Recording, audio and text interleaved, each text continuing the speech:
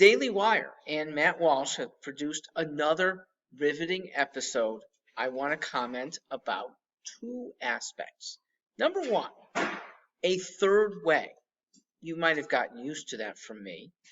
The third way that opposes the two reasons Matt gave for why people masked so often in the first place during COVID. He posited a lot of people generally scared mostly by media that was rampant with just such dire numbers and worse warnings of catastrophe that would be so unprecedented. So, little scared. Number two, obedience. Well, let me give a number three. And I think a lot of conservatives would fall into this category. I'm one of them. The only reason I masked was to make people around me more comfortable, people who I expected were scared. So the social, call it niceness. I wasn't afraid of government authority. I certainly wasn't afraid of the virus and succumbing to it. It was because others around had been convinced to be afraid. And out of consideration for them, we conservatives often did don masks. Look, it's the same reason I took the vaccine. I held out for a long time. But when a staffer, fairly elderly, but still on my team, said to me, Mark, I can't even see you unless you're vaccinated.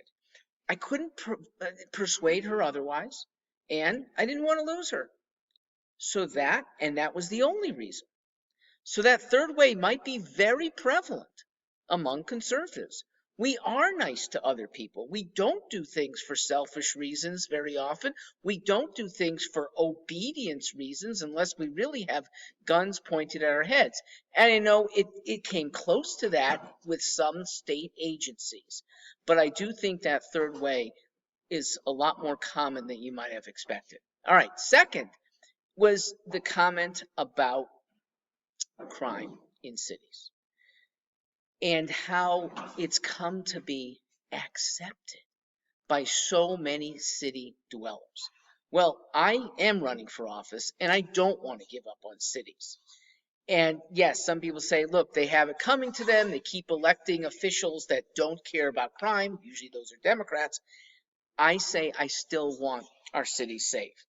And I want to make sure people realize the extension, that it's not just car break-ins that, yes, don't concern some people.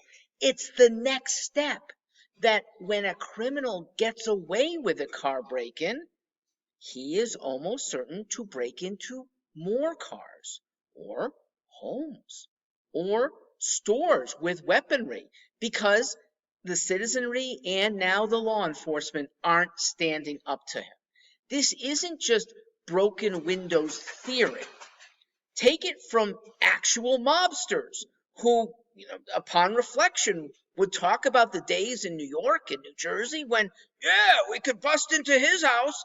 We could do it again. And the only way that comes to an end, as Matt points out, is with vigilant government authority. And we did have an example of that. And that was a guy who did bust mobsters and became New York's mayor. And New York City turned itself completely around under Rudy Giuliani. It is a very good example. New York City's fallen back because of unfortunate lassitude among current officials. But Giuliani really saved the city for a couple decades because of a commitment to enforcing the law. We need that. You'll see that from me where I run for office. Thanks for listening here. Matt, thanks once again.